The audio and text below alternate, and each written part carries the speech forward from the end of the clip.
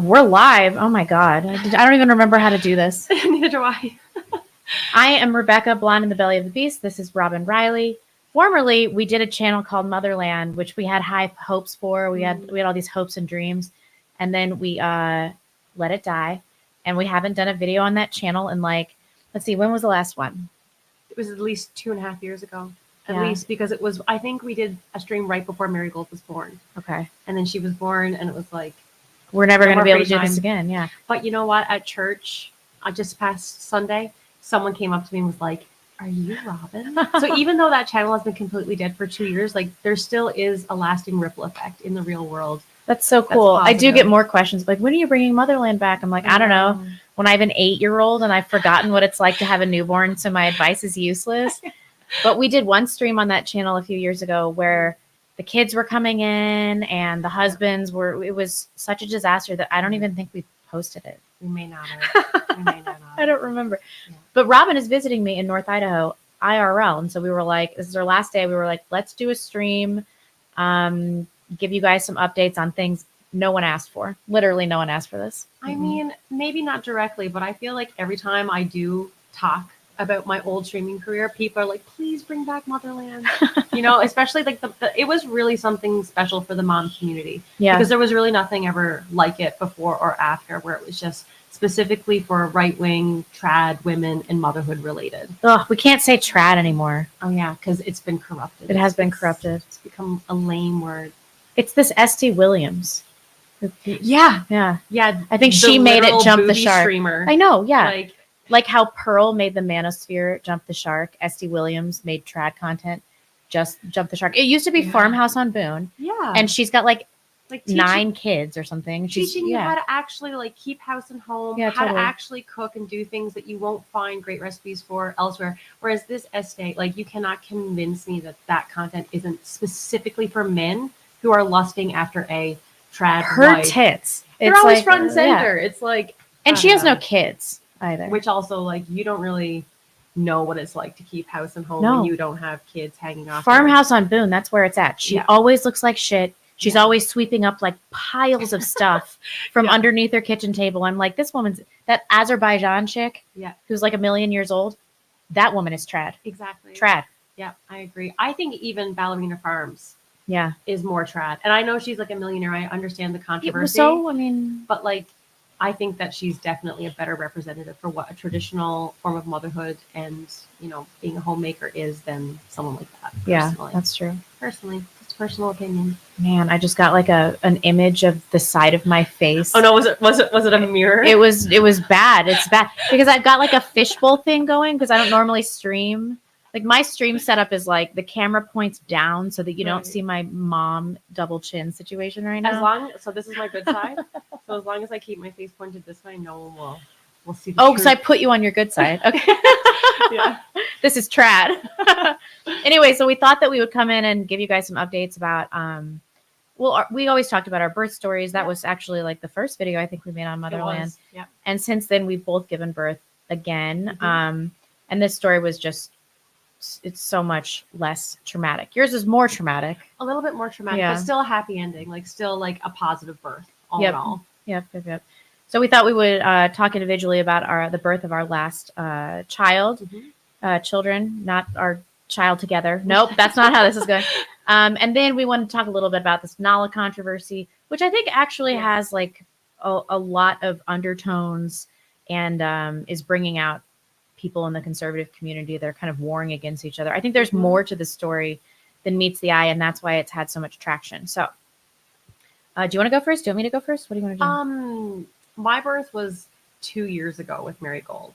So I can just do a real quick birth story. Sure, go for it. It was during the end of the COVID lockdown thing. So I was really late to finding my midwife. And at the time I was just I just want someone. I don't even really care who it is. Yeah. I had faith and confidence in myself that I would be able to do it. But I just wanted someone there just in case, because I hadn't totally kind of deprogrammed myself from the medical perspective of birth, which I now, I would never hire a medical midwife now for a third baby.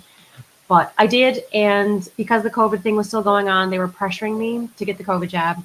I obviously didn't want it. I obviously told them I'm not going to get the jab. like full stop, let alone while pregnant. And they were even like, sending me weekly intimidating emails trying to get my husband to get vaccinated, and Oh my gosh, saying get that, wrecked. I know, right? Saying that like it's a liability for them to come into our home to assist in a home birth where there are unvaccinated people. So I fired them. I just couldn't take it anymore. I was like, I can't have these people Yeah. at my birth. Like, they obviously hate me, and are treating me like a bioweapon because I won't take their jab. So I fired them, and I was gonna just like do it by myself. Weren't you like 38 weeks? I was 34 weeks pregnant, and I was just like, okay, well, I guess I'm gonna do this on my own.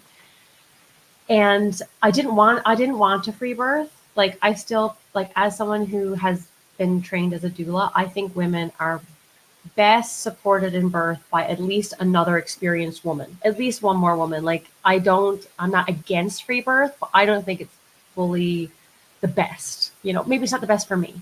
I think it's nice when you have someone there to support you, or to like bring you a cup of tea, or to just like give you an outside input on what's happening in the labor. Yeah. Because you can be so out of it on the hormones that I think it can be easy to miss things, or remember like your tricks that you studied leading up to the birth. Right. So anyway, in a desperation, I like posted on Instagram. I was like, I don't know what to do. And a mutual of mine knew this super badass midwife who's like in her 70s. She's friends with Ina May Gaskin. She's actually Bauhaus Wives' first midwife. Anyone who is like in the crunchy birth community will know like that name drop. And I called her, and I was like thinking I was going to have to like sell myself to her, and she was just immediately willing to take me on as a client. So I had her as my midwife. So that was amazing. I finally had someone, and then the birth started at like midnight at 39 plus 4, which is the same. Yeah, as Magnus, which is like a cool little interesting fact about that. I went into labor 39 plus 4 both births, and it was hellish. Like, it was actually so painful. So I had COVID right before I gave birth as well. So I think the good was kind of taken out of me by that. And I lost my sense of taste and my sense of smell. And so that sucked. And it also made me very grateful that I had fired those previous medical midwives who definitely would have forced me to go into a hospital. Oh, for sure. Birth in a mask without my husband. My whole birth would have been sabotaged. So like, God had his hands all over that situation. Went into labor. I was in labor for 4 hours. It felt like I was in a blender. It was not pain-free. My first labor with Magnus after transition was totally pain-free and magical and blissful. This was not that, and it totally blindsided me and put the fear in me and humbled me so much. Like, I just can't, it's really hard for me to articulate how different my experience was. And even though my second baby was a full pound lighter than my first, I had like a 1-inch tear. And I didn't tear the first time, which was so weird. And I wasn't expecting that. It just goes to show that like size doesn't dictate everything in a birth. I was sick. I was sicker. I was more run down. There was a bit of fear in me about the whole thing because of, switching midwives and stuff. And midway through the labor, my son woke up. And I didn't really want him there for the birth. Why would anybody want their kids there for the birth? He's like 2, so like, and still very clingy and very needy. So I was like, I can't be mom right now for you. Like, I am on a different planet. And he was just so chill. And my son, he's not chill. Like, he's very intense. He's very like super energetic. And I was just in a really dark place with that whole labor because I didn't know what was going on or why it hurt so much. But I didn't want to freak out my son. So I was kind of reassuring him in between contractions, like, everything is fine. This is not scary. We're not. It's normal. This is normal. Yeah. This like dimly lit, like weird scenario is actually good. Your sister's almost here. And he just totally went with the flow. He got me ice and was feeding me ice on a spoon. Aww. And like, in reassuring him in those final moments before she was born, I kind of reassured myself that it was going to be okay. And finally, I just couldn't take it anymore. And I just prayed out loud for God to just help me birth this baby gently. Please just, help me finish this, because I didn't really feel like I could do it on my own. And this is another interesting thing with Magnus.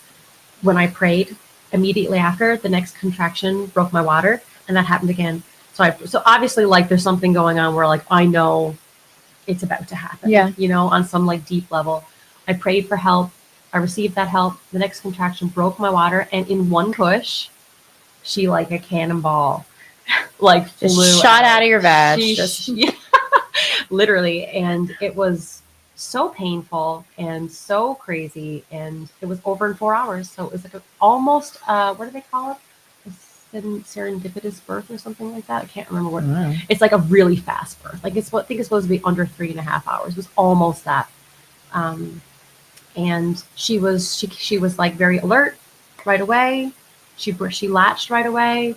And so even though it was like a really intense end to the pregnancy and intense birth, like, she was just perfect. And I was so happy that it was over. And it was so traumatic in retrospect that I have not had a third child. I'm like waiting until she's completely weaned before I go back into like hurling myself into the unknown with another that baby. is okay. This thing of like stacking kids on top of kids before mom is ready. And I get this message every single day. People like, for the white race, you have to. I'm like, for the white race, nothing. Like, I don't know what to tell you. I'm going to have as many kids as I can handle. Yeah. Like, maybe a third one is on the table, but I can't think about it because I just gave birth. Yeah. I don't know. When the We'll talk about it men later. secure the border, I'll have another baby back to back. Yeah. With under 2 years. So yeah. Under 2 years, because that was the difference between Marigold and Magnus, right? Yeah, I got pregnant with Marigold at 15 months postpartum. Duh! Which, like, for some people, like, that's actually like waiting a while.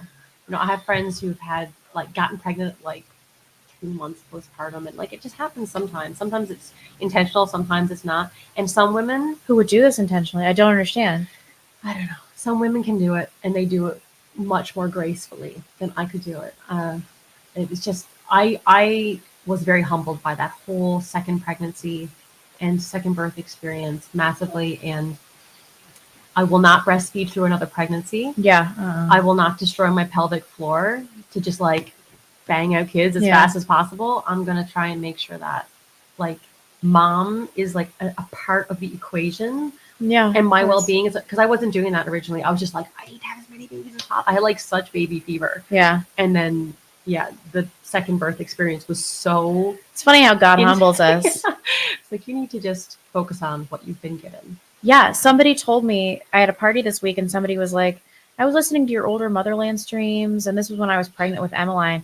And I said, I'll be lucky if I have 4 kids. And I'm like, what? I said that? That seems crazy, right? And now I have 2 and I'm like, okay, well, if this is it. This is it. I'm very blessed. Yeah.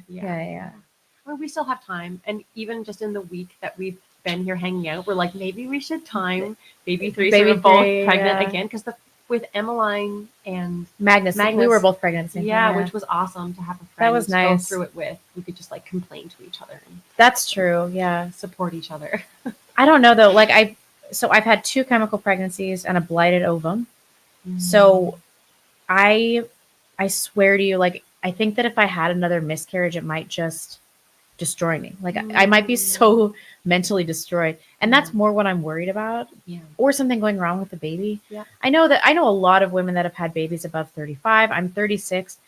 But the pregnancy that I had with Annalise was so much harder than the pregnancy that I had with Emmeline. And like, I was in better shape and I was ready and my diet was squared away. But I'm just older, you know. Same. I'm just older. The birth was way easier though. With Annalise. And so tell us all about that. I don't want to give a recap of my birth with Emmeline because it was a nightmare, but we did make a video about it. It was our first video on Motherland. Yeah, we were both like crying. Oh yeah.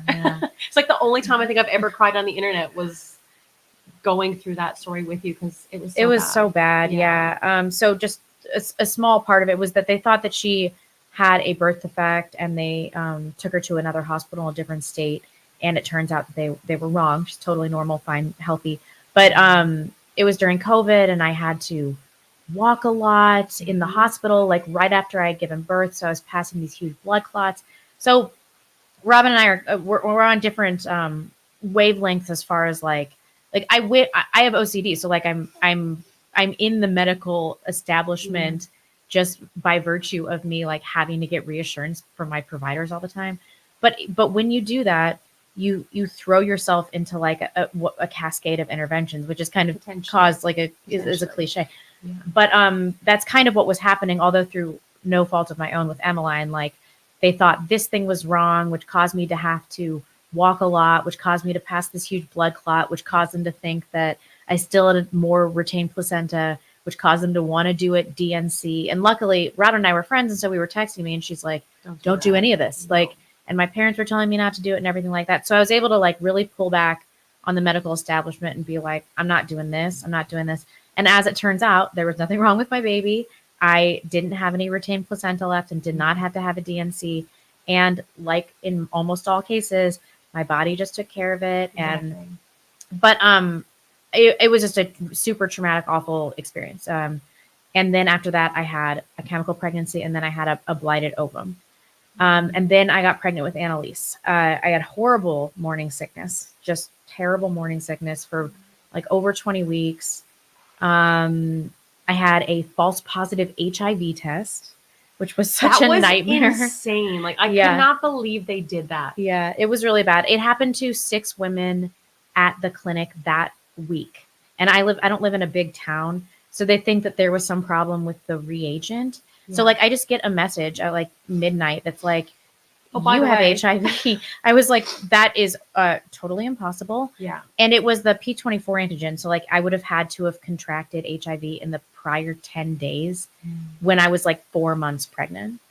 And I was like, I don't think you guys understand. Like I take zero risks, like zero risk. Like there's just no way. They're asking me about like IV drug use and stuff. I'm like, come on. Yeah. Like, but even still, like they didn't take into consideration the fact that you have issues with like worrying about medical stuff, right? It was really bad. They shouldn't have, like, they knew it was a false positive. They told me my midwife was like super, she was the one that delivered my, my first baby. And like, she's just been there for me. And she ended up delivering Annalise. And so like this one midwife has just been so fantastic. I love her so much. And I called her in the middle of the night that night. I'm like, what the fuck is this? And she's like, I'm positive that it is a false positive. Yeah. You're not the first person this has happened to, blah, blah, blah, blah.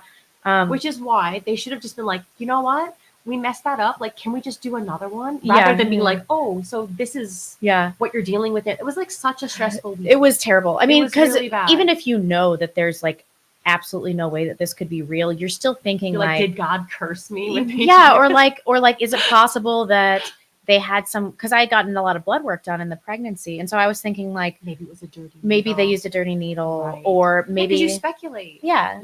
Something like that. And I was like, because I had gotten blood work done in the previous 2 weeks. And so I was like, is it possible that the hospital had used a dirty needle on me or something like that had happened?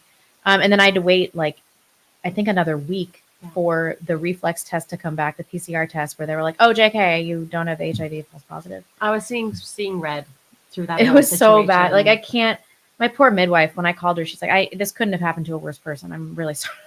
The stress that they caused you was so not worth doing that test. Yeah, it wasn't. And I didn't want to do it. Like, you know, they repeat blood tests that are, it's so unnecessary. I'm like, I told them like, I don't need an HIV test. You know, I haven't had a new sexual partner. I've been with my husband for, it's like, why would I need this? Yeah. And then they also repeated like my blood typing. And I was like, why do you need to do this? They're like, we need it on file for the birth. I'm like, my blood type hasn't changed from my last birth. Like, why do you need this? I don't need any of these STD tests. Like this is all standard stuff for birth. Anyway, so after that, I also had a subchorionic hematoma. So I had like a little blood clot in my placenta. It was very, very small. And they were like, it'll go away. And they were reassured, but it did cause me to have a tiny bit of bleeding in the first trimester, which I thought for sure this pregnancy was toast when I had bleeding. Cause I was like, all right, well, it's curtains on this pregnancy. So I went and I got a transvaginal ultrasound and Annalise is in there like, ooh, hi. Super happy, healthy. Yeah. So the whole pregnancy, I was like on alert because of miscarriage and because all this other stuff had gone wrong and because of my birth with Emmeline and my OCD. So like, I hate being pregnant more than the average woman hates being pregnant. Yeah. But and the NIPT test had come back normal. Like I had genetic testing done, everything was fine. Like I had no real reason to think that anything was wrong. Yeah, no. Except at 33 weeks, I started having straight up regular contractions, like Oh yeah. just regular contractions. Yeah. And Emmeline was, I was 36 and change when my water broke, and she was a premature. Right. Yeah. Oh my gosh. So if you have a premature birth, then your second birth, you're much more likely to also have a premature birth. So at like 33 weeks or whatever, I'm having contractions every 4 minutes, and I'm like, fuck. Like, so I went to the hospital a bunch of times. Yeah. And now they can do this test. It's just a swab test where it's called fetal fibronectin or something like that. I've never heard of it. And they can tell you within 99.99% chance of if you're going to have labor in the subsequent 2 weeks, Oh, interesting. because your body releases a protein. Oh wow. But it only works Okay. before 36 weeks. Right. But once you've made it to 36 weeks, like you're golden. fine. It's fine. Yeah. So at 34 weeks, they did this test and it was negative. And so they're like, pretty much no matter what happens, unless your water breaks, you do not need to come back. Yeah. And so for 2 weeks, I was like on cloud nine. I'm like, I don't have to worry about this. It doesn't Yeah. matter if my water breaks or if anything happens, but my water breaks. So that was great because I was having regular contractions. Like at least once a day, I would have an hour where I was having non-painful, but consistent contractions lasting 30 seconds every 4 minutes. That's crazy. It was wild. I was That's like crazy. sitting there. They would happen in the car. They would happen like there was no rhyme or reason except when I would walk more or I would exercise, I would get them more. Right. And I was just like, all right, I'm just going to ride this out. So like 37 weeks roll around and I had a bout of like painful one. So I went to the hospital and they were like, nope, you're 1 centimeter dilated. You're 70% effaced. And I was like that for 2 months or like a month You and a had half. one painful contraction and you went straight to the hospital? No. It was like an hour of Oh, painful contractions. Right. And at Well, if you were 1 centimeter, you were technically dilated. Yeah. So at the 34 week visit, I was 1 centimeter and 70% effaced. Right. And so then at like 37 weeks, when I started having regular painful contractions, I was like, well, I'm probably like 3 centimeters and I'm probably going into labor because this is about when I gave birth to Emmeline. And I went in and they're like, you're 50% effaced. And I was like, so I'm less effaced than last time. Like, well, it's a subjective blood. Like this is maddening. So Yeah. at that point, I'm like, listen, I'm not going to go back in unless I can't, like, unless they're so bad that I can't take it. that I can't take it Yeah. anymore. So like, I'm not. I also didn't want to be at the hospital for forever. Yeah. So I just like hung out. I had an appointment with my midwife at 39 weeks, and like I was so sick of being pregnant. Like we talked about doing a membrane sweep, and then I was like, I'm not going to do that. It worked for my friend. It does send you into labor, but it's hard to know who it's sending into labor because a lot of the people would be going into labor anyway. And then there's the possibility that you rupture the amniotic sac. There's the possibility that you introduce bacteria to the cervical canal. Like there are real risks. You can also damage the cervix. Absolutely not. Yeah. What a nightmare. Absolutely Yeah, not. So you talked me out of it because I was like, I cannot be pregnant anymore. Yeah. I want to be dead. And you're like, don't do it. So I didn't do it. And I'm happy I didn't because on my due date, I started having horrible contractions. And I was like, all right, this has got to be the real deal. So I just went to sleep because I was like, Which is the exact right thing to do. yeah, I'm like, all I can do right now. I was like, I ate like a steak and then I went to sleep. Amazing. That's so smart. Yeah. So few women do that. A lot of women, like, they get so excited No. and they just like stay up and they exhaust themselves. No. Yeah, You have a Herculean task in front of you. You get some rest. I actually slept really well. And then the next morning a horrible contraction woke me up and I was like, all right. And I started timing them. They were 5-6 minutes apart. Yeah, then it was happening. And then it was happening. So I went to the hospital. I was only 3 centimeters dilated. And my midwife was like, get in the bath and she helped me work through because some this contractions. hospital setting was like very It's like a spa. chill. Yeah. It had everything that you Yeah, would- they have like aromatherapy and like a jetted, super sterilized tub. That's so amazing. And my husband was with my daughter, and I really didn't want to be around anybody anyway. So I just like shut the door and put on Dateline and was listening to like a gory true crime, just working through the contractions. And then I did get an epidural. So like at that point, I was like, all right, it's probably time to get the epidural. So I did that. And then after the epidural, I fell asleep, and my midwife for like hours. My midwife woke me up, and she checked me, and she's like, "You're complete. You can start pushing." Like how effortless. It was so effortless. And That's then amazing. I pushed, I don't know, it couldn't have been more than 3 times.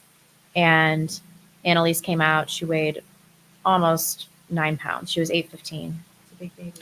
Yep. And then I had like a little hemorrhage, but it sounds a lot worse than it actually is. Oh So, yeah, I remember like questioning whether or not it was even. well, okay, so they really call a hemorrhage anything more than 500 milliliters, which sounds like a lot, but it's like a Coke can or Yeah. it's like a pint. yeah. Yeah. And so I only lost 700 milliliters. Rich. So it's only, and I don't really know how they could tell anyway. But like the bag of amniotic fluid that they brought out, it was like I couldn't believe there was so much stuff that came out of my body. I know, right? It was just shocking. And then she just like looked at me and immediately laughed, and it was just the easiest. It was so easy. It was so much easier than my knew pregnancy. that you were going to get your healing, redemptive birth experience. Yeah. I mean, if there were options like that where you could have like a sterilized jetted tub and like dim lighting and aromatherapy in the hospital in Canada, I would maybe even consider it. Because that epidural sounds kind of comfy. It is, but I had some pretty gnarly tearing. I mean, I had a second degree tear that was central. Right. So yeah, so like for like 2 months, I'm only 2 months postpartum. So like until 2 days ago, it just burned terribly when I peed, like every time I peed. And I think that like I couldn't temper my pushing because I couldn't feel my contractions. Yeah. And so they just had to like tell me to push. And then you're pushing so hard. Maybe even harder than you need to. For sure harder than I need to. I mean, she came out in 3 pushes, and that probably caused the hemorrhage. Yeah. And it probably caused the tearing. So, I mean, everything in life is a trade-off. I was willing to be a little bit more damaged so that I didn't have to go through the pain of birth.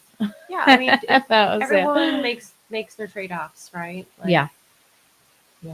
Yep. So yeah, that's how it happened, and I was like so pleased that that it was just healing, awesome experience. Yeah. So my baby is 2 months old now, and it's just been a piece of cake. I'm pretty convinced that if you have a really difficult pregnancy, God, he lets up for a little while. Yeah. Give you a bit of a break. Yeah. Maribel's pregnancy was really hard on me too. Yeah. Like the last trimester and then until 6 weeks postpartum, I couldn't walk on my left leg without like a sharp pain in my hip. What a nightmare. So I was like, you're carrying the extra weight. Mm-hmm. You're all busted. You're like retaining water. and I was crippled as well. It was very, very upsetting. Yeah. It was very upsetting. I didn't look in the mirror for like 6 months. It was traumatic. But. I know. It is. Like people don't talk about that. It's this pregnancy bounce back thing. And it's like, it's really difficult with every subsequent pregnancy. Like right now I'm only 10 pounds above my pre-pregnancy weight, but like, amazing. No, everything is just busted. It's just a disaster. Like I look at my body and I'm like, what the fuck happened here? But I remember that after Emmeline, like things did go back. They do go back. Yeah. It just takes some time. Especially when you're breastfeeding, you're retaining water as well, which like, it just changes your skin. Yeah. And then as your hormones regulate, things do go back. They do. Ban user and delete comments. There we go. Oh, is someone being rude in the chat? Yeah, it's okay. Somebody's told me to ban them, and I'm not going to investigate because I trust this guy that was like, ban this other guy. Keep on it. Yeah, we appreciate it. Is there anything else you wanted to say about that? So after I gave birth to Marigold, I got doula training, and I became certified as a birth and postpartum doula. I have not attended a birth as someone who's been hired yet, because I'm like still very much in the trenches of motherhood. Like I don't have time to be on call, but I have the education that I feel like will inform my decision making for my third birth, if God willing I go down that path. So what are you going to do? So I think I'm probably going to free birth unless I can hire another rogue midwife who's working outside the system. But the College of Midwives in British Columbia right now are really cracking down on women who are attending birth without a midwifery license. So it's kind of grim out there for women who don't feel like, you feel safer at the hospital. That's fine and valid. Some of us don't. Oh yeah. Right? Oh, and yeah. What's really crappy is that, the walls are closing in around those of us who don't want to do that. And Like, it's not like any of us are strangers to medical tyranny after what the last 5 years Totally, have been yeah. like.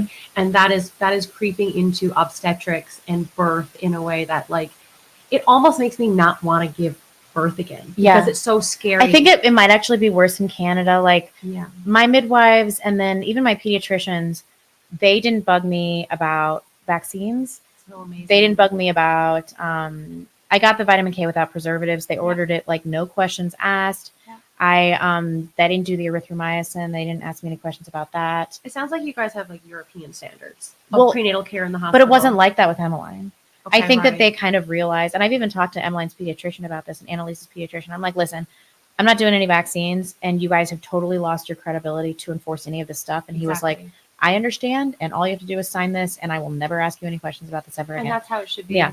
That's not how it is in Canada, though. Like, Mhm. there are people regularly, like, since I've been here, I got an Amber Alert on my phone of a mother kidnapping her own child from the hospital, which every single time I followed up on one of these stories, it's like a mother has decided, I don't want to do this treatment. I want to, like, look at all of my options, maybe get a second opinion from another doctor, or I don't agree with this form of treatment because it's too aggressive, which happens a lot in Canada. Right. And so they leave the hospital with their child, and the hospital will call the police. That's outlandish. And you have CPS now. You have, like, a CPS case opened on you. And, like, that's just, like, my worst nightmare. That puts the fear in me so badly that I'm just like, I should cut my losses. I have 2 beautiful, healthy children.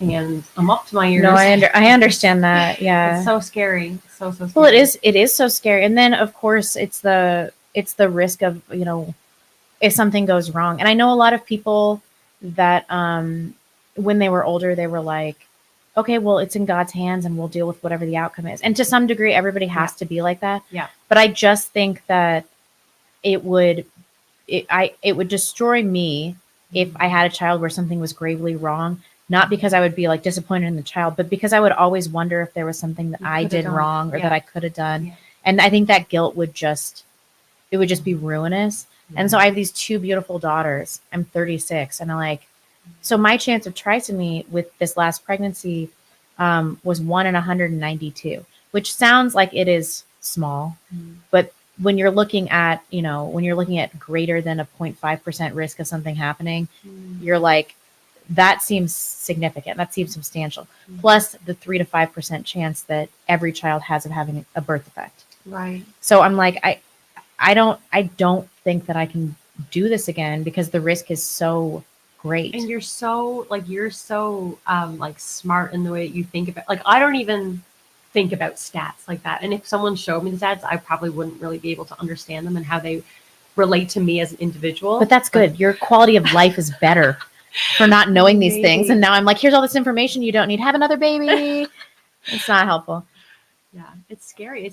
Birth is always a step into the unknown. It's always scary. It always is, yeah. You're always, like, looking at what risks you want to take. There are no risk-free options. Yeah. So it's, when you already have children, it's a big undertaking, especially when you don't, like, you have an amazing community where you live of, like, other moms that you can lean on and stuff. Where I am in Canada, I have, like, I thankfully have my parish, and there are some moms at my parish who I love dearly, but, like, it's not the same as here. Yeah. It's not like a fully functioning community of moms that are always, like, there for each other, supporting each other. Yeah. Have similar experiences. I feel really lonely up in Canada. Well, you should move here. Well, maybe I will.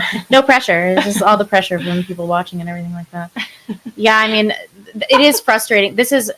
I can't even believe I'm going to mention this because I just said she lives in my head rent free. Mm-hmm. But this is why I hate Pearl.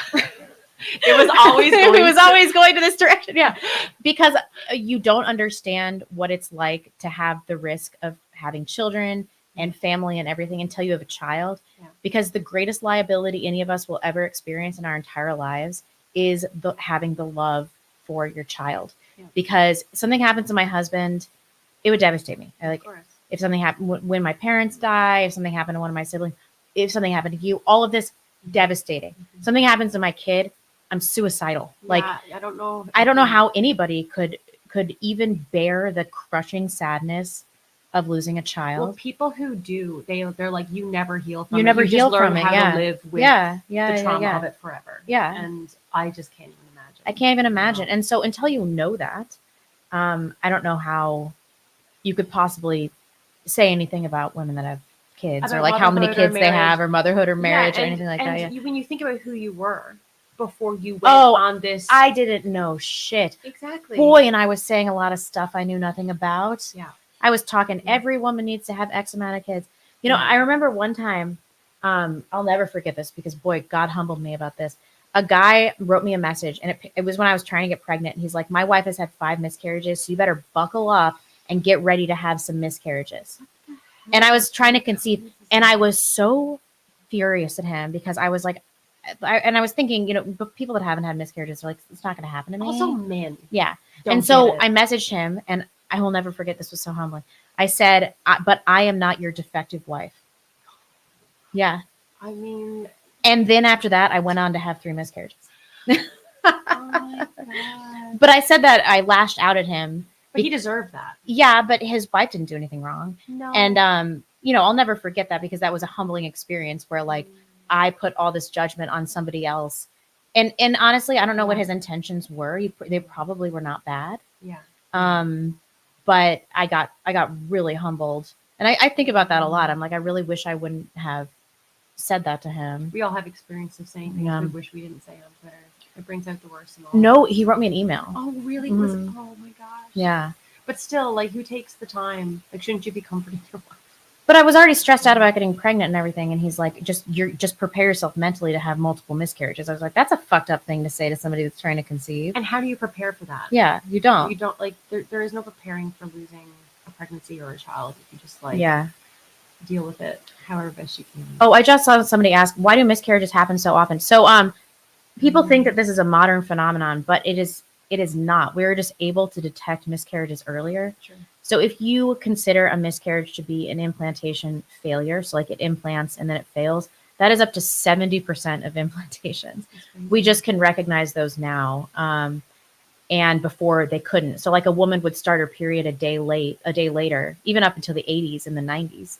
And they would have had no idea that they had had an early miscarriage. And Yeah. honestly, I'm of the mind that it's better to not. It's better to not know. Yeah. So people that are trying to conceive and they're doing like 5 days before your missed period testing, I implore you not to do that because the 2 chemical pregnancies that I had, I would not have known. It was like a normal period, and it was like I started my period like on day 34 or something like that. I would have just been like, oh, it's like a few days late and whatever. Yeah.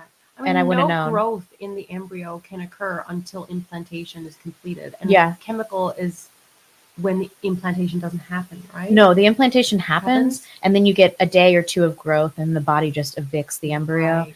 Okay. But like you have to grieve it mentally like it's a miscarriage, but it's not a true miscarriage in the sense that there was no fetal development. Yeah, right. But the embryo didn't implant. So right. So there's just no reason for anybody to know that they're having chemical pregnancies. It's like, why would anybody want that information? I would never want that. I wouldn't. Yeah, and it doesn't change the way that they treat pregnancy loss in the medical community here. You can have like 40 chemical pregnancies. They don't count any of them. Yeah.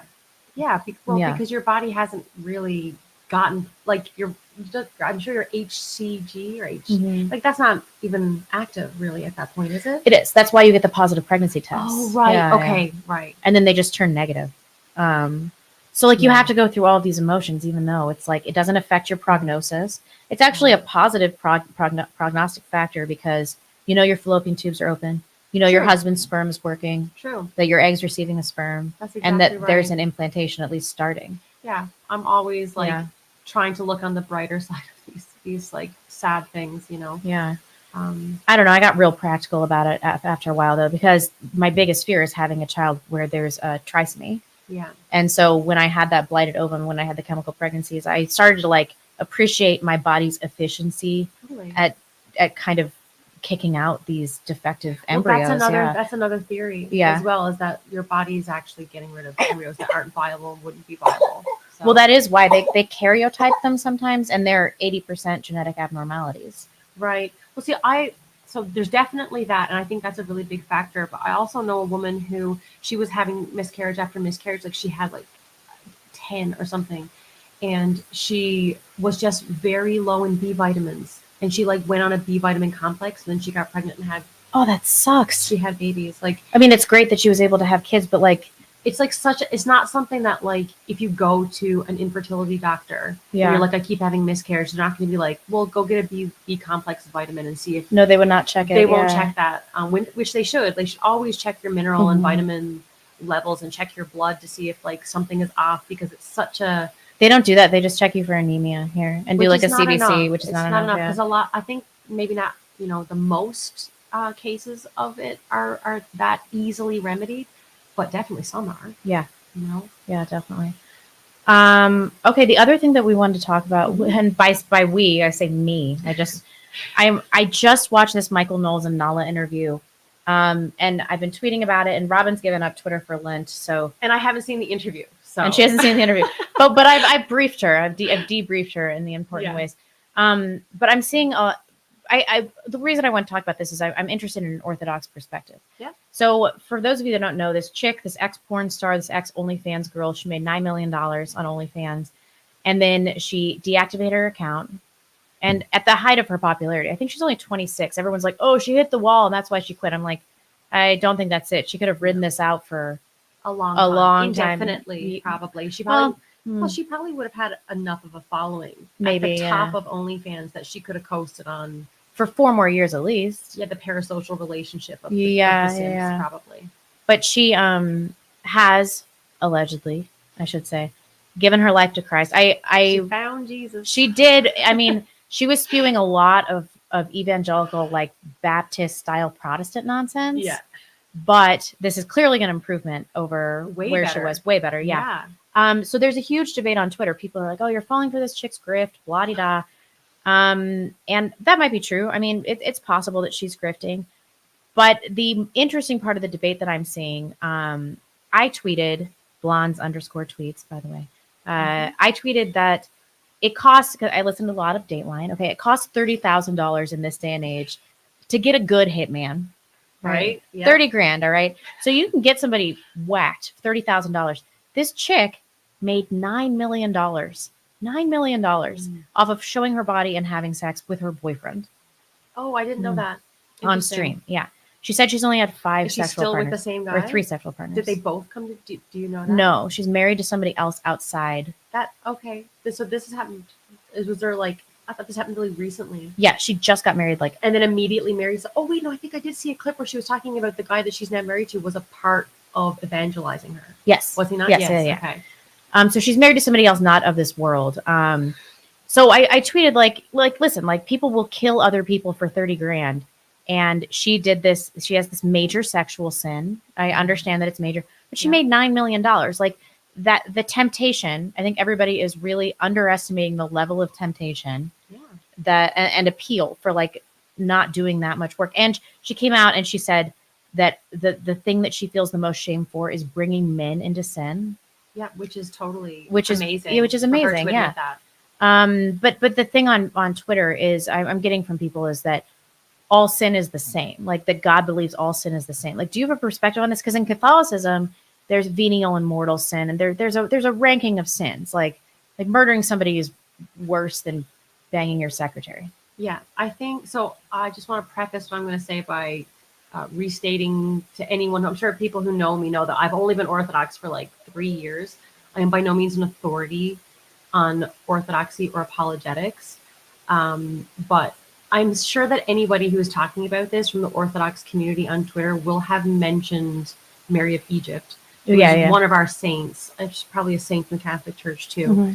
Boy, she slutted it up good. Yeah, right. So her whole story is that she was, her chief passion was sexual immorality, and she had a change through the Holy Spirit, and she renounced all of that and became an ascetic. And it was sex for pleasure, right? Yeah. Like exclusively. Yeah, absolutely.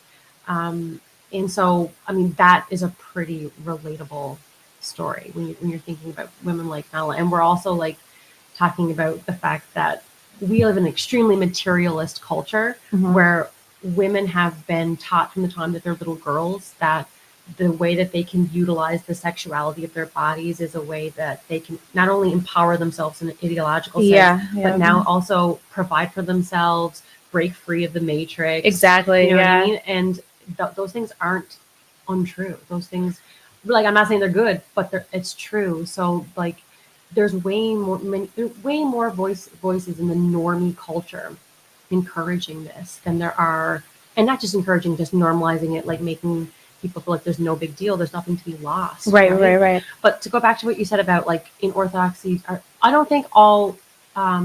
I've never been told to think of like, stealing a loaf of bread, or not even just a loaf of bread, stealing. We'll just say like being a thief, stealing, intentionally stealing something, is not the same as like being a pedophile.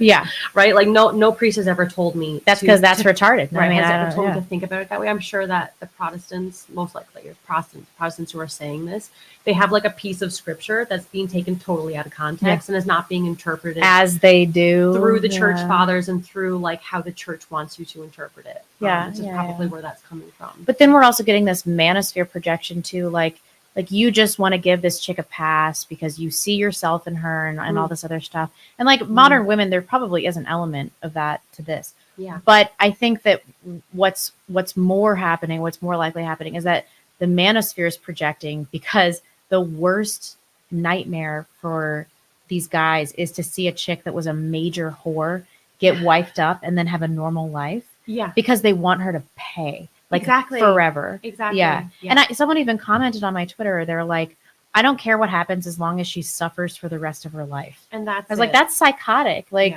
I understand that she has engaged majorly in sexual sin that at any other time in human history would have been ruinous. Yeah. But we are not the providers of her salvation. I'm not saying like as a society we need to forgive her or that we need to like act like she did nothing wrong or anything like that.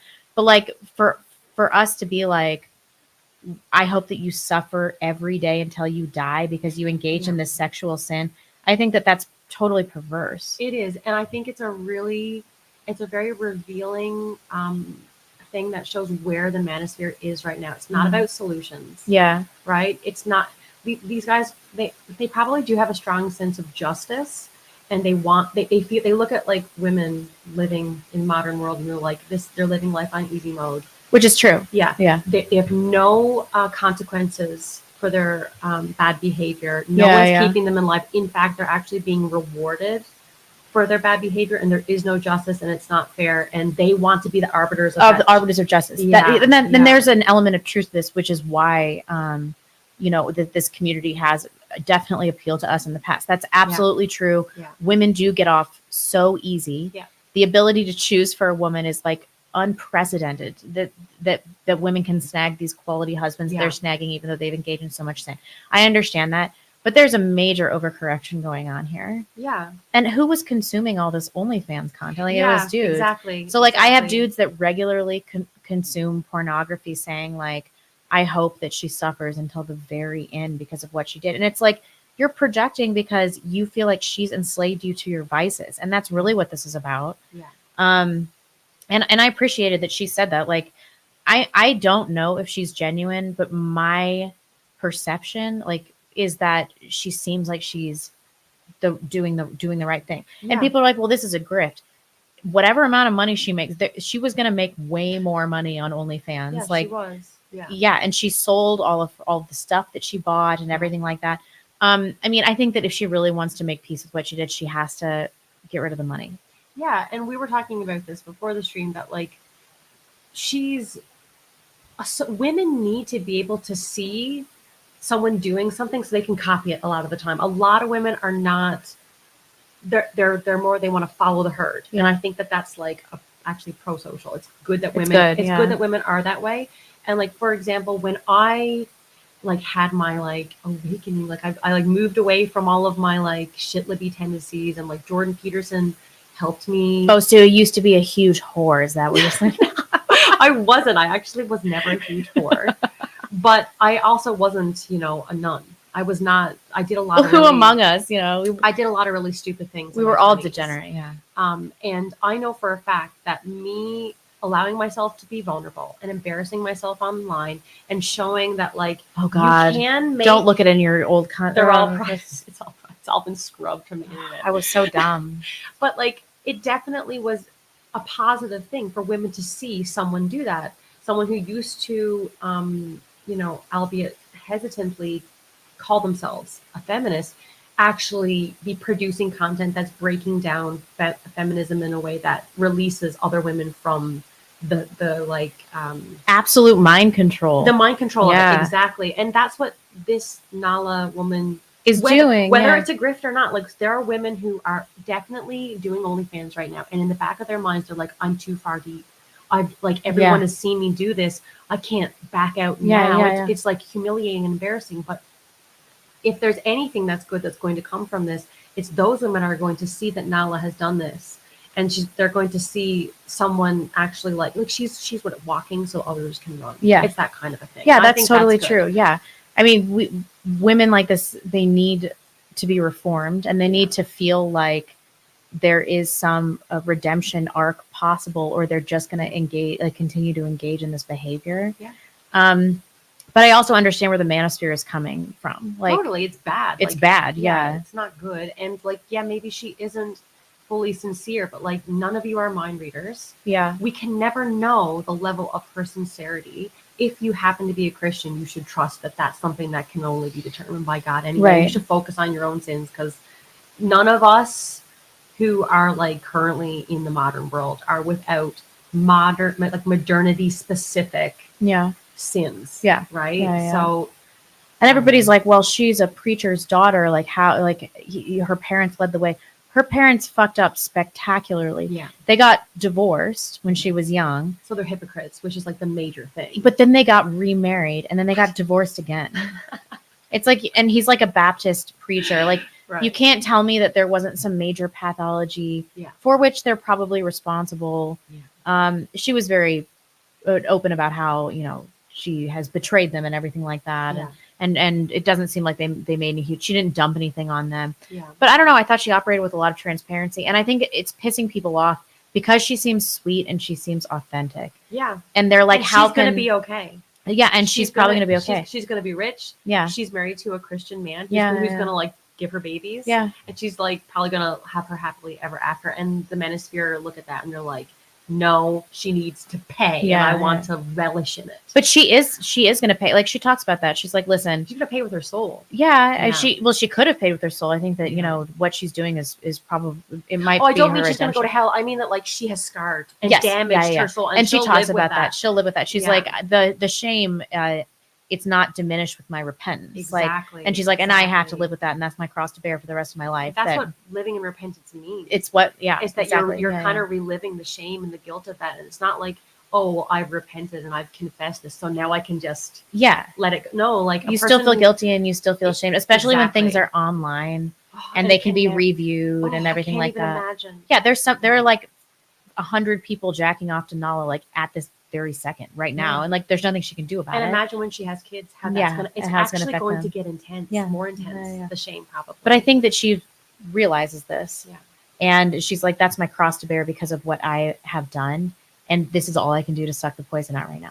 So like it's such a small cost for me to extend to her the assumption that she's telling the truth. Like if she betrays me and this turns out this is some grift, I'm gonna be really pissed off, but it's not gonna like ruin my life, No, I think so. The whole like it's a grift thing, like the part of that argument that I think is somewhat valid is that we are seeing a shift in the culture that like, what's that thing that British guy used to always say? What?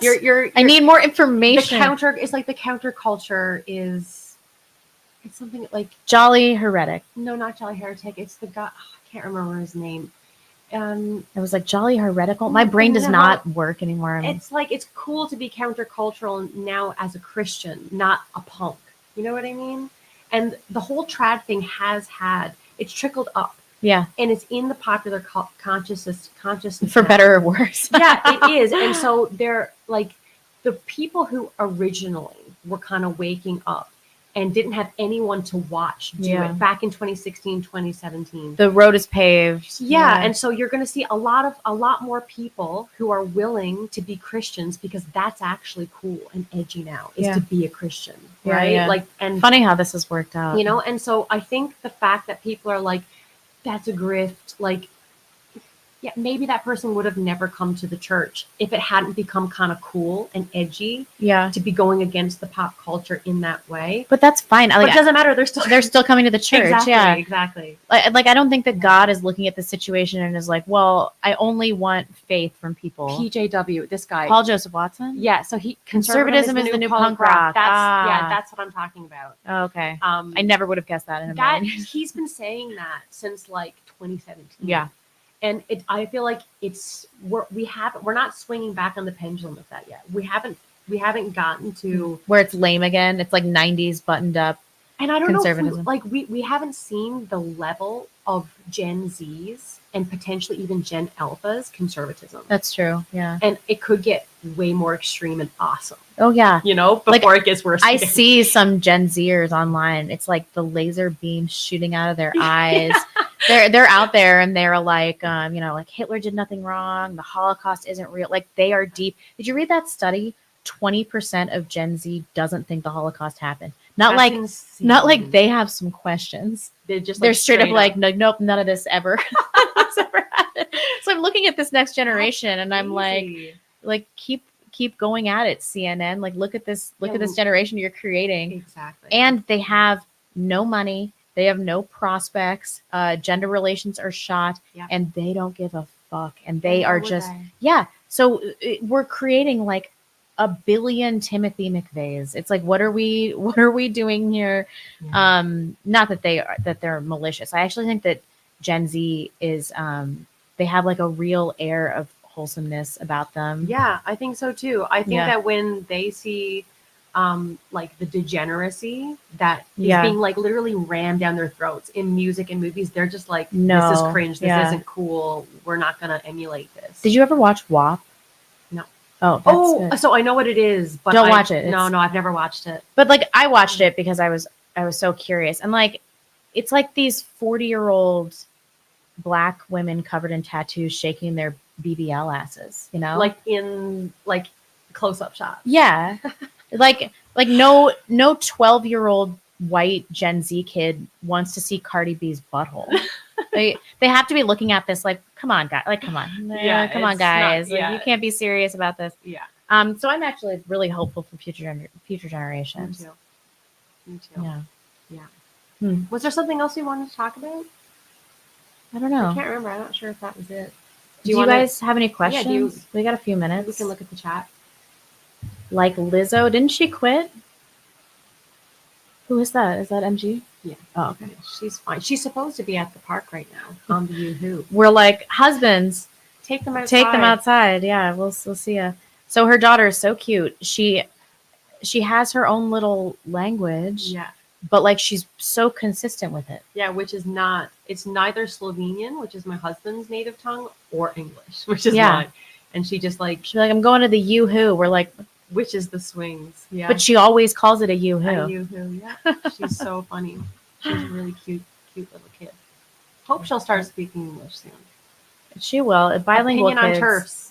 I like them. Yeah. I like them. If I was ever going to be friends with someone on the left, like actually like hang out with them, it would be radical feminist Hitler on Twitter. Or dumb bitch capital. Yeah. I love them. And I attribute them specifically, those two accounts, with really pulling me back from the edge of like my being consumed by my own self-loathing because I bought into so much Manosphere bullshit, which really turned around when I had kids, especially when I had daughters, because I started looking at this and I'm like, I can't raise my daughters. Like, I don't want them to believe this stuff about who they are. And it's also not true. It's not true. It doesn't take into account the fact that men and women are a dyad of sorts, and that what one gender does affects the other, and there's always this kind of like exchange of negative and positive influence, and isolating one gender and just being like, you're all the reason why everything is bad, even though we're supposed to run society. I've always had a problem with that argument. You have the threat of force. Anything that any woman is doing in society right now, it has the permission of the strongest man who could just behead her if he didn't want her doing it. Yeah. Right. And so somebody like Pearl would be like, oh, so you're just going to take this opportunity to blame men for women's problems. I'm like, I have no problem with that. Yeah. Men are supposed to run society and we're supposed to. Yes, our vices and our impulses to be bad are supposed to be curtailed by the strength of men in our societies. And that's how every functional society has worked throughout the history of mankind. But now it's like we suddenly have all this agency, all this responsibility, and it's our fault. Rudderless. And we're rudderless. Yeah. And it's like having a priesthood holder in the home. The men are supposed to be the spiritual leaders of the home, but they're also supposed to be the spiritual leaders of a society. So like I look around at the society and I'm like, what are we supposed to do? The argument I'm hearing from men is like, well, women have made it impossible for them to be led. And I don't really believe that. I think a lot of women now are hardened to the leadership of men. That's true. Yeah. But we have every year we have a new generation of kids like cropping up. So you have daughters to lead. Exactly. You have granddaughters to lead. Yeah. Like male leadership is never going to go out of style because women can't do it on their own. Like we can't.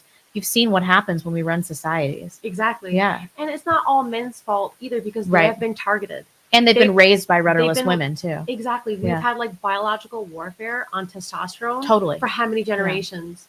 Yeah. That's why you should all smoke cigarettes. Can't wait till we're old and we can like do a stream. Just like there's like a wavy line across the street. Yeah, really. No, but it does increase your testosterone, and that's one of the reasons that older generations of men, like you'd see like a guy just six pack.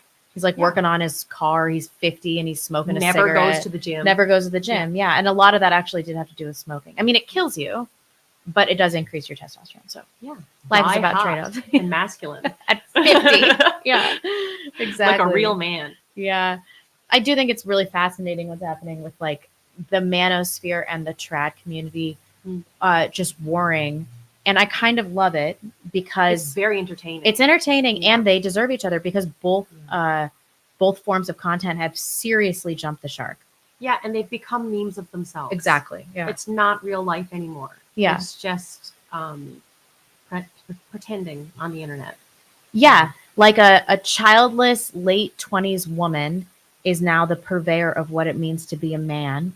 And then a big-titted, like early 20s whore is the purveyor of what it means to be an older traditional wife. Isn't it like it's so funny, ironic that the manosphere is being spearheaded by a like Neanderthalish, childless, unmarried, autistic woman? Like, and then it's so weird. She is autistic, yeah. She has to be. And then her physiognomy too. Like there's something fucked up about her face. One of her eyes is like now we're being mean. Taller than the other one. No, but I truly believe that physiognomy tells you a lot about a person. Now that's Ed Dutton. And it's Ed Dutton, exactly. Yes, like you can tell by a person's teeth, by their facial symmetry, like you get an idea of like if their parents were cousins. Totally. Or something. Like something's up. Sometimes I see somebody and I'm like, what happened here?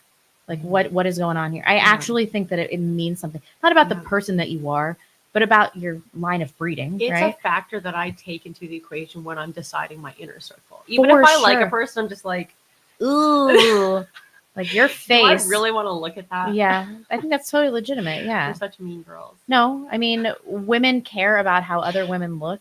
Yeah. And so everybody's always says like, you guys have like one fat girl that you put around you to make you look better in a group. But I'm the opposite. I'm the opposite. I only want to be surrounded by hot women. Because I think it's a reflection of like your status. That's exactly how I feel. Yeah, totally. Yeah. But this manosphere thing, watching Pearl make the manosphere jump the shark is actually sad because there are people that have been there for decades, like Rollo Tomasi and Heartiste, like back in the day, talking about all these men's issues from the perspective of a young man in the dating market, decades of books, of streams, like they have really put in the work.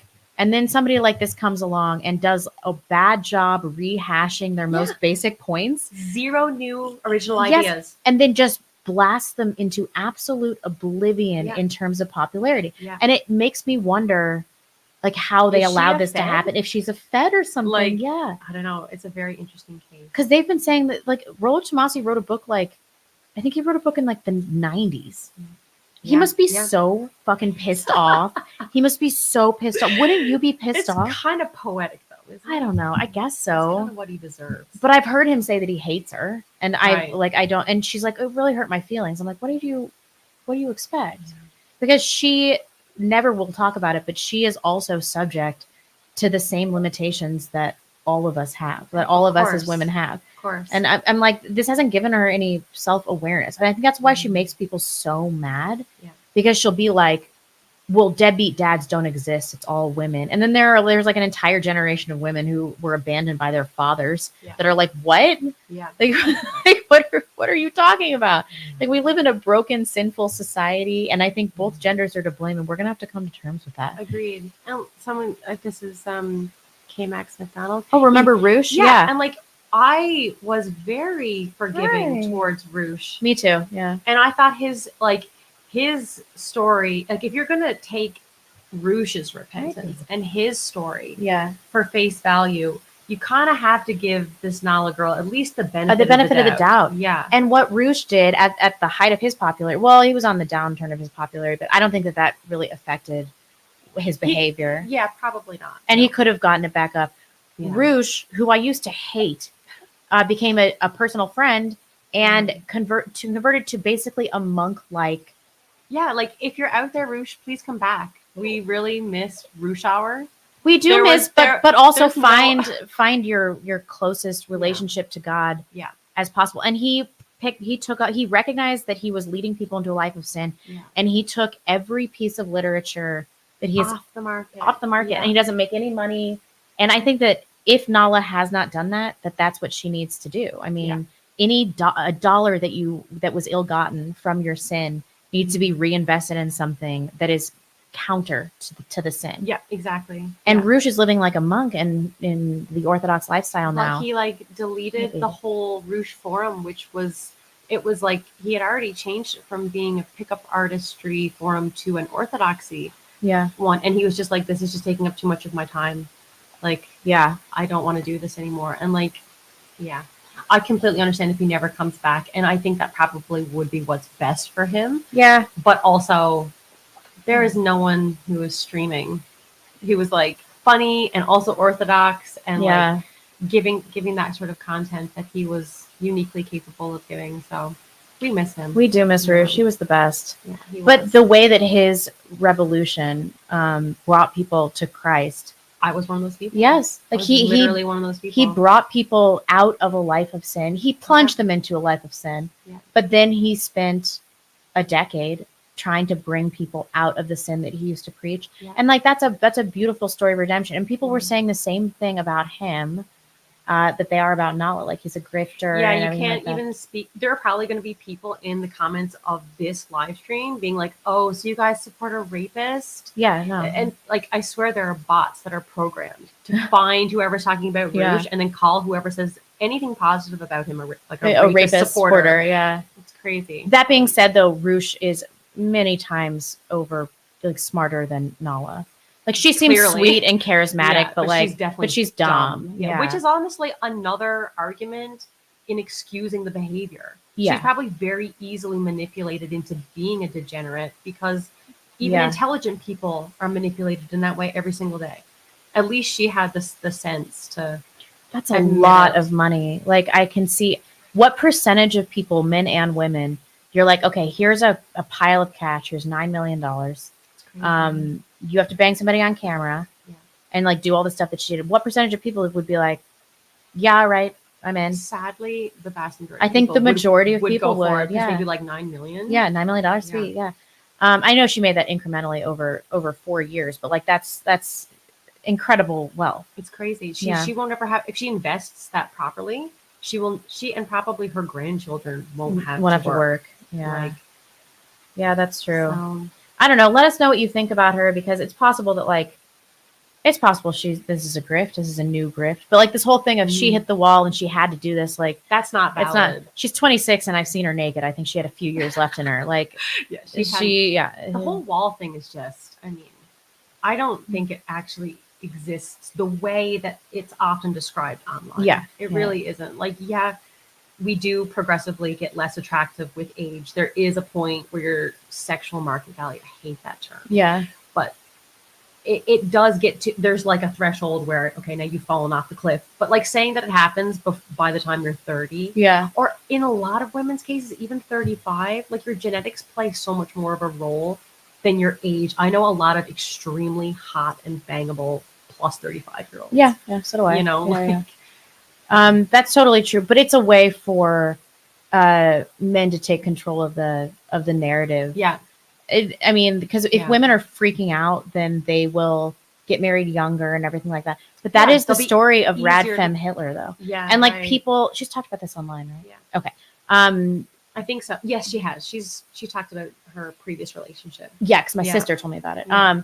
So Rad Femme Hitler, if you guys follow her Twitter, which is so funny, she really captures like this essence of femininity. Yeah. And I think she's really, really She's funny. one of the like only original posters. Yeah. Right now. Her Yeah, takes yeah. are very specific to her alone. Yeah. Yeah. But nobody's really talking about this. But she got married, I think, in her early 20s to some trad guy. They had a kid, and then he just started beating the ever-loving shit out of her. And she got out of the marriage, and now she's like, I am not super interested in like ever being in another relationship or anything. But what people aren't talking about is that there is a subset of people that are being propagandized to some degree into what they think is a traditional lifestyle. Yeah. And then they make poor decisions about mate selection. Yeah. And to whom they will submit. Exactly. And then they get in too deep because they have kids. And then to extricate themselves from this horrible situation, they have to basically blow up their family. Exactly. And like, wouldn't it be better if she just waited until she found somebody that was more appropriate for her and got married in her late 20s? She would be way Yes. better off than she is now. Yeah. Because she's right that being a submissive woman is intentionally choosing to be in a vulnerable state. Of course, yeah. That's why the mate selection aspect is so essential to women's survival. Yeah. If you're just rushing into it because you think it's like, this is what you have to do now to be a part of the because trend. if I don't do this, I'm going to Yeah. hit the wall and then I'm going to be alone for the rest of my life. Exactly. Yeah. Exactly. Then you're going to choose someone who is insufficient and potentially dangerous. Yeah. Person who has power over you financially, physically. Mm-hmm. If you have kids, there's that element of it too. Yeah, totally. Like, I think she brings up a valid point that you don't hear elsewhere. And I know it's happening to other people. Yeah, of course it is. Because also men are seeing this as an opportunity. You know how cops and lawyers have the highest rate of domestic dispute? Yeah. It's not because those jobs make you a domestic abuser. It's because people with those personality types are attracted to those jobs. Right. So people are seeing this traditional lifestyle thing take hold from a popularity standpoint. And they're like, well, if they're an abusive type and they want a woman to be abusive, let's turn it on their head. Yeah. You've got all these LARPer trad men who are seeing an opportunity to like snag a submissive, right, pretty little feminine wife without having to really do much to prove himself. Yeah.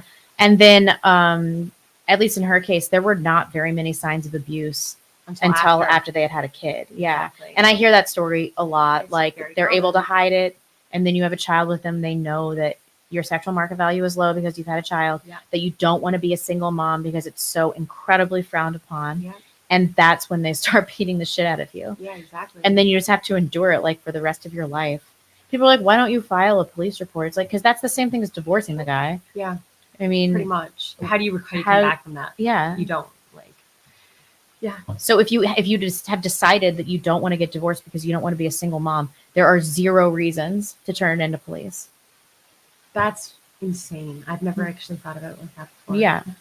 You're in the same situation no matter what. I don't know. This probably isn't what you guys signed up for. I'm like, let's talk about birth. And then by the end, I'm like, actually, we're TERFs now. That is the thing. I see that all the time. Like, oh, you were a feminist the whole time and you just hit it. It's like, well, I'm definitely not trad. I'm not trad. Absolutely not. I don't want to have to milk a cow. No. I want to have a friend who has a cow and I want to pay top dollar for her raw milk. For her milk. And I want to live in the city. Yeah. And like walk around with my bestie and our totally. $2,000 stroller. That's exactly what I want. And matcha latte. That sounds glorious. Yeah.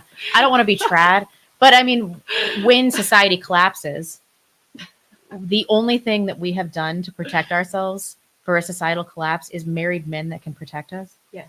Which actually honestly is far more protection than any woman can afford for herself. Yes, it's true. So, It's totally true. so maybe we're way smarter than everybody else. I just wielded my sexual Like- market value appropriately. Yeah. And now I'm like, I have Same. kids with you. You have to take care of me when society collapses. Joke's on you, man. Right? Yeah. I'm a bimbo nationalist now. That's how I identify. I love it. Yeah. There we are. But I'm not trad. I'm not doing this trad thing. No. I don't I'm think not I've ever 100% like claimed I am. to be trad either. Neither have I, Yeah. but I mean, we've both obviously gotten that title hurled at us, not in a complimentary fashion. No. As a like intentional insult. So it's like, do you? But how could anybody think I'm trad? I have a career, Yeah. and then I had my first kid when I was in my early 30s. Same. Like it's like How could I possibly be trad? When Yeah. I have I got married at 30, had my first kid at 31. yeah, me I too. mean, like Yeah. it's just nothing about our story is trad. It's trad. No, Yeah. no. Mhm. We are Christian women That's true. who married like strong masculine men Yeah. who we do submit to, but like there's a I try. That's a real struggle for me. well, it's not. I don't think it's supposed to be easy because of the fall. It's supposed to be difficult. It is so hard.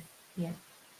But I hope that I raise the girls to be like more ready for this type of marriage without compromising. and help them like select Yeah, that's the You most know, important thing moms can the- do for the their right daughters. guy. Select the right guy. Yeah. and like make sure that she never has to work, she never has to leave the house or be making decisions from a survival standpoint. Like my daughter will be able to live with me indefinitely until we find her a husband who will take care of her, and she's happy Yeah. to have him take care of her, and like she will never be like, going into a bad relationship just so she can get her rent paid, Yeah.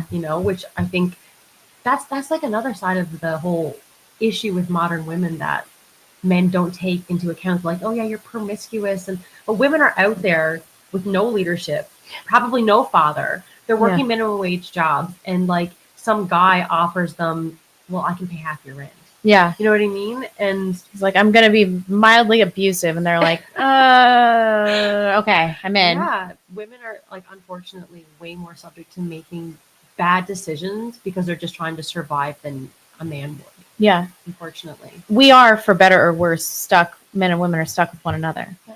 Sometimes I think that the gender divide is just irreconcilable. Like maybe this is God's joke. He creates these people that need each other for survival, but hate each other's fucking guts. Well, there's a reason why, and I'm sure it is in Catholicism too, but in Orthodoxy, marriage is considered a sacrament and a legitimate path to salvation. Yeah. You're not gonna get that without the tension Mhm. and the struggle and like having to like break yourself down That's so true. and build Yeah. yourself back up. And I heard somebody say that a few weeks ago. Like marriage is martyrdom for having children. Like it's what you have to do to have children. And that's true. I mean, all of us, the reason that everybody's freaking out about this is because we do have a biological urge to reproduce, all of us. And doing that in the absence of marriage is a disaster. Yeah. Total disaster for men and women. So we're just going to have to find a way to be married. Like that's the only, that's and the that only goes way. for the men too. Oh yeah. Yeah. That's true. One thing I did want to mention before we sign off, something that pisses me off about Pearl. No, it's not her specifically, but in the Manosphere, they're always talking about how women are always at an advantage. But one of the things that changed my mind about this is having kids. You don't realize how truly vulnerable women are until you have a newborn. Yeah. You're physically vulnerable because you have no strength. You can't walk. Yeah. Like can you imagine what it would be like if your husband chose to leave you, abuse you, anything like that? Yeah. In that really vulnerable postpartum time. Yeah. I'm just not really receptive to this argument that women have the upper hand in marital relationships just because at any point they could financially clean out their husbands. Yeah, I don't know. Like I, as a bimbo nationalist, wouldn't even know how to file the paperwork. Like I wouldn't be able to divorce my husband because I just don't have the wherewithal to figure out how to even go about doing that. I think. But where are all these people getting divorced? I mean, I don't have any friends that are divorced. Neither do I. I don't know. I think it's one of these situations where like what's being said and portrayed online as the issue is not Not actually happening. it's yeah. not real life. You go outside and like the birds are chirping and Yeah. everything seems okay. Yeah. I mean, I as someone who's now a mom of two and pretty much exclusively has friends and a network of women around me who are moms, and I see motherhood as an essential rite of passage yeah. for any woman, in like gaining wisdom and self-knowledge and understanding of the world. It's also the hero's journey It is. for women. Yeah. Like every time, doesn't matter how you give birth or where you give birth, it's always the hero's journey. I just can't take anyone seriously talking as an authority about these issues. Have you not walked the walk? yeah. And I'm never will. And I hope that everybody else out there will mute Pearl and stop feeding the bees. I know, but it's so entertaining because there's so much wrong with the situation. Like I think sometimes like, why do I like let her get under my skin? And you know, I used to like It's the her, hypocrisy. but I think it is the It's the hypocrisy. Yeah, totally. Because you have a strong sense of justice too. In the same way that this Nala chick is probably pissing off resentful, embittered Manosphere chuds. Totally. We look at her and we're like, what do you know about this? yeah. Shut the I mean, hell what up. is she going to do? She's going to get married, or If she's smart, she will, in the very least, leverage all of this hubbub around her into family life. But she's I not, don't know. because she could have done that several years ago. well, she's like, I'm going to follow my sword and I'm not going to marry a man because it puts him at risk. I just really hate marriage that much. No, this is all an elaborate scheme so that she doesn't have to get made fun of for not getting married Yeah. because she's ugly and spurgy. Yeah, it's like the classic case of like the nerd being self-deprecating. Is this Revenge of the Nerds Manosphere style? Is that Yeah, what's happening here? I think so. God. Yeah. All right, on that note, let's go make dinner. Yep. Thanks for joining Thanks us, for joining everyone. us. We appreciate it. Bye-bye. Oh, that was fun. Yay!